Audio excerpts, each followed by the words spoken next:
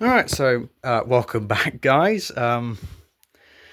If you've just watched a video on that one, then you probably know which one which in-depth video this is going to be for, which is that one. The Seth Thomas. Oh, sorry about that. My phone keeps being weird for some reason. Anyway, there is a bit more I can tell you about with this clock than this one, because there is some more info I know about this. This is a Seth Thomas Baso mantle clock. If I remember correctly, this one was made in, I can't remember exactly when the Baso was made, but if I remember correctly, this is early 1900s.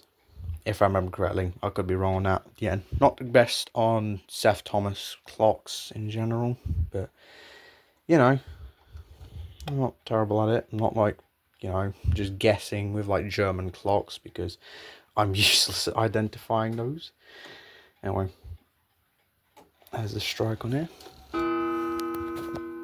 Very nice strike. I do really like this one. I do like the dainty little hands it has as well.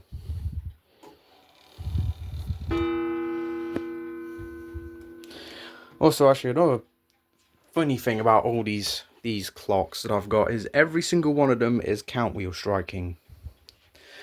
That one's count wheel, that one's count wheel, that one's count wheel, this one's count wheel, and then these two don't strike. So, yeah. Yeah. Now, as you can see, obviously I've got the Gilbert next to the Seth Thomas, which is, I did that on purpose because I thought, why not have both my American mantle clocks next to each other as a sort of little, I don't know, just because I thought it'd be funny to have two American clocks next to each other.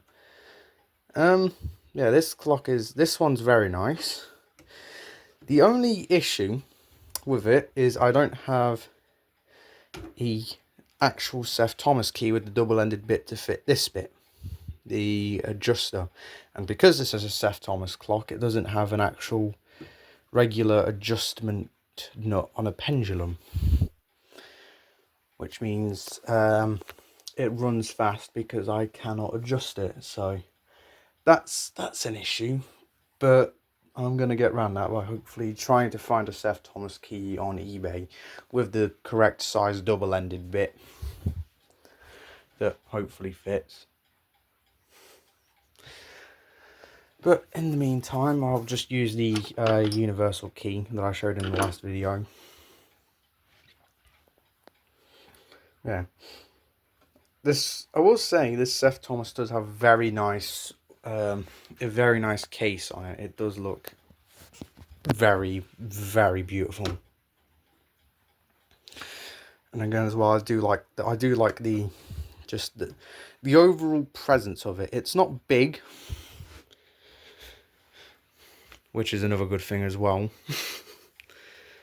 Yeah, it's very nice. And with this one, because again, it's not a wall clock like that one, I can actually show you the movement. So I'm going to try and flip it around without breaking it somehow.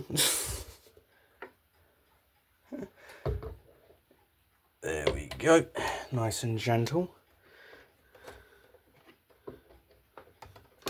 Now then, I'm going to... There you go. There's the movement. Again, not the best with Seth Thomas movements, so someone's going to have to tell me which... Oh, no, never mind. It's an 89AL. It literally says it right there. It says it right there. Never mind, I'll shut up. So yeah, this is a Seth Thomas 89AL movement, like I just said, because it's right there. With a very nice coiled gong. If it don't want it rattled like that. I would say that's one thing that American clocks are really good at, is their coiled gongs. Are really nice sounding. And again, as well, as you can see by how I've said, this clock has no pendulum adjuster. Hold on, let me just put that in there so it stops doing that. it literally has no adjuster, like no adjusted nut on it. And if you're wondering, it does have that screw there, but this is the lowest the pendulum will go, and it still runs fast. So that means I'm going to have to get a pendulum for it.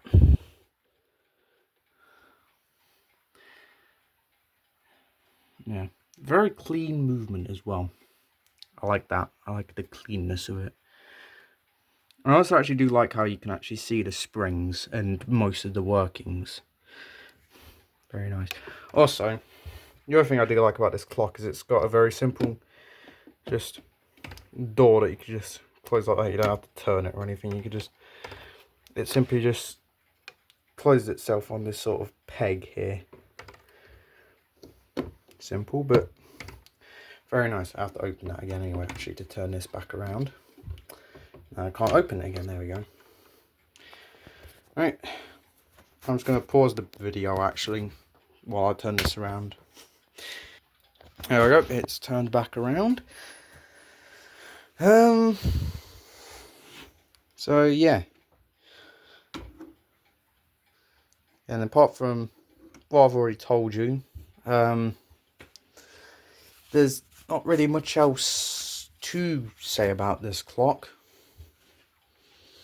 It just looks nice, it sounds nice, it works great, and overall it's a purchase that I very much do not regret. In fact, I don't think I regret any clock purchase whatsoever.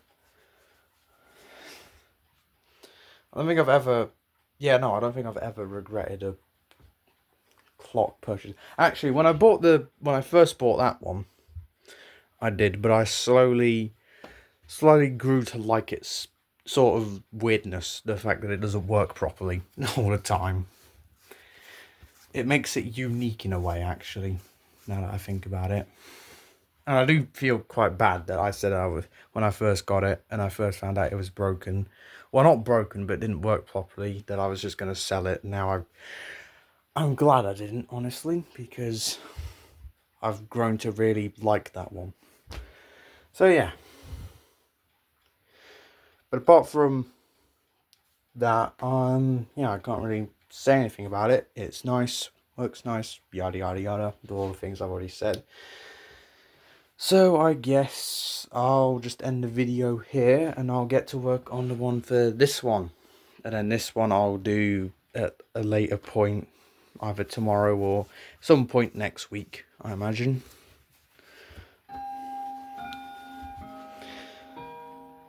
So yeah, I guess I'll see you in the video for that one.